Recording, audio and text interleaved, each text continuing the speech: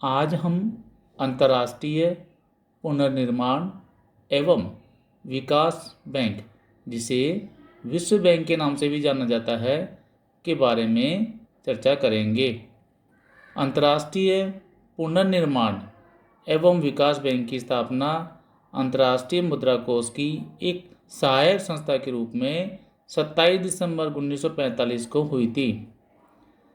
इस बैंक का प्रमुख उद्देश्य दूसरे विश्व युद्ध में नष्ट हुई अर्थव्यवस्थाओं के पुनर्निर्माण करना था। साथ ही अल्प विकसित राष्ट्रों को दीर्घकालीन ऋण भी उपलब्ध कराना था। अंतर्राष्ट्रीय पुनर्निर्माण एवं विकास बैंक की स्थापना के पीछे निम्नलिखित उद्देश्य रहे हैं। पहला है अंतर्राष्ट्रीय पुनर्निर्माण एवं विकास बैंक का मुख्य उद्देश्य द्वितीय विश्व युद्ध में राष्ट्रों तथा अल्प विकसित राष्ट्रों को दीर्घकालीन ऋण प्रदान करके उनकी सहायता करना है।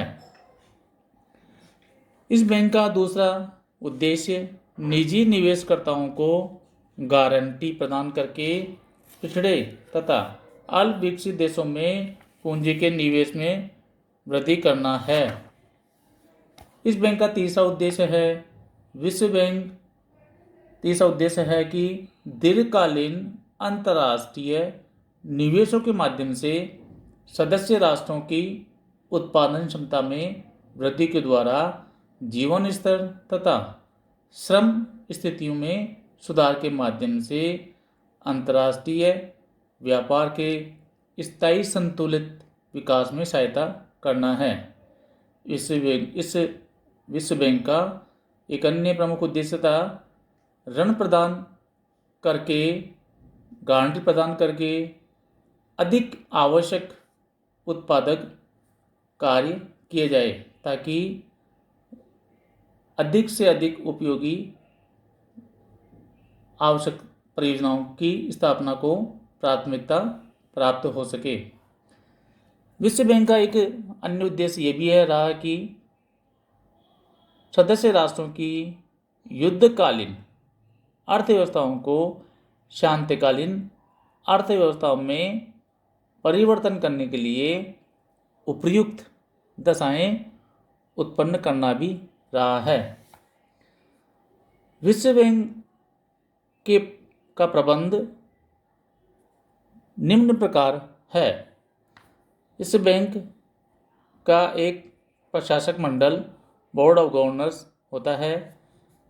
इस प्रशासक मंडल में प्रत्येक सदस्य राष्ट्र द्वारा एक गवर्नर एवं एक स्थापनापन्न गवर्नर की नियुक्ति की जाती है।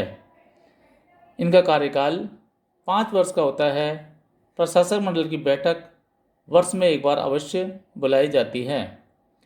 प्रशासक मंडल के सदस्यों में से एक को अध्यक्ष चुना जाता है। प्रशासक मंडल अपनी बैठक किसी भी सदस्य देश में रख सकता है। प्रशासक मंडल द्वारा नीतियों का निर्धारण किया जाता है। विश्व बैंक के प्रबंध का अधिकार प्रशासक मंडल के पास होता है। इसके 5 सदस्य होते हैं। विश्व बैंक का प्रबंध का दूसरा प्रमुख संगठन है कार्यकारी संचालक मंडल, बोर्ड ऑफ एग्जीक्यूटिव डायरेक्टर्स। इसमें कुल 21 सदस्य होते हैं, जिसमें 6 सदस्य सर्वाधिक अंशदान वाले देशों क्रमशः America, England, Germany, France, Japan व भारत में से नियुक्त किए जाते हैं। शेष सदस्यों का चुनाव होता है। इनका कार्यकाल 2 वर्ष का होता है। कार्यकारी संचालक मंडल बैंक के कार्यों के संचालन के लिए जिम्मेदार होता है। संचालक मंडल किसी भी व्यक्ति को जो स्वयं गवर्नर अथवा संचालक नहीं है, अध्यक्ष नियुक्त करता है। वह बोर्ड की सभाओं की अध्यक्षता करता है तथा साथ ही बैंक का प्रमुख अधिकारी भी होता है। विश्व बैंक के प्रबंध का एक अन्य संगठन है सलाहकार परिषद, एडवाइजरी काउंसिल। संचालन मंडल द्वारा कम से कम 7 सदस्यों की एक सलाहकार परिषद की नियुक्ति की जाती है। इसमें बैंकिंग, वाणिज्य, उद्योग, कृषि, परिवहन, श्रम आदि क्षेत्रों के विशेषज्ञ सम्मिलित किए जाते हैं। इस परिषद की वर्ष में कम से कम एक बैठक अवश्य की जाती है।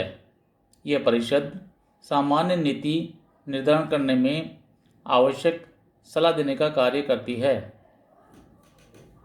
इसके अतिरिक्त ऋण समितियां भी होती हैं। इन समितियों की स्थापना ऋणों की उपयोगिता की जांच के लिए की जाती है।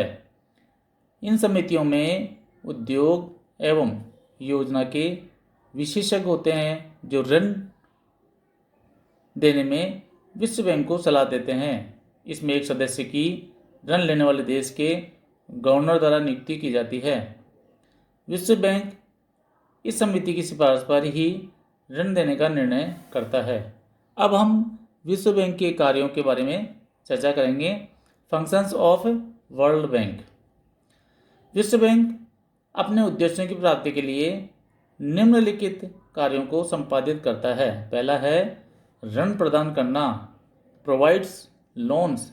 विश्व बैंक अपने सदस्य राष्ट्रों को अपने कोष में से प्रत्यक्ष ऋण देता है। विश्व बैंक द्वारा ऋण सदस्य राष्ट्र की सरकार अथवा उसमें स्थित किसी निजी उद्योग को सरकार की गारंटी पर दिए जा सकते हैं। ये ऋण मध्यमकालीन अथवा दीर्घकालीन अवधि के होते हैं। अधिकांश ऋण 20 वर्ष अथवा इससे कम अवधि के लिए दिए जाते हैं। ऋण भुगतान की शर्तें उदार होती है। विश्व बैंक प्रमुख रूप से ग्रामीण विकास, कृषि, ऊर्जा, शिक्षा, जलापूर्ति, उद्योग, पर्यटन, जनसंख्या नियंत्रण, स्वास्थ्य सेवाएं, नगरीय विकास तथा परिवहन विकास के लिए ऋण देने का कार्य करता है। विश्व बैंक का दूसरा कार्य है तकनीकी सहायता प्रदान करना, टेक्निकल असिस्टेंस। विश्व बैंक का एक प्रमुख कार्य सदस्य राष्ट्रों को विभिन्न परियोजनाओं के लिए तकनीकी सहायता प्रदान भी करना है। विश्व बैंक सदस्य राष्ट्रों को विकास परियोजनाओं की क्रियान्विति में आने वाली तकनीकी, प्रबंधकीय एवं वित्तीय कठिनाइयों को दूर करने में सहायता एवं आवश्यक सुझाव देता है। तीसरा कार्य है प्रशिक्षण, ट्रेनिंग। विश्व बैंक सदस्य राष्ट्रों के उच्च अधिकारियों को वित्त, मुद्रा व्यवस्था, कर प्रणाली, औद्योगिक एवं बैंकिंग विषयों से संबंधित प्रशिक्षण देने की व्यवस्था भी करता है। विश्व बैंक का चौथा कार्य है सदस्य राष्ट्रों के आर्थिक विवादों को सुलझाना, settlement of economic conflicts of member countries. विश्व बैंक सदस्य राष्ट्रों के मध्य उत्पन्न विभिन्न आर्थिक समस्याओं से संबंधित विवादों को सुलझाने में आवश्यक सहायता भी प्रदान करता है।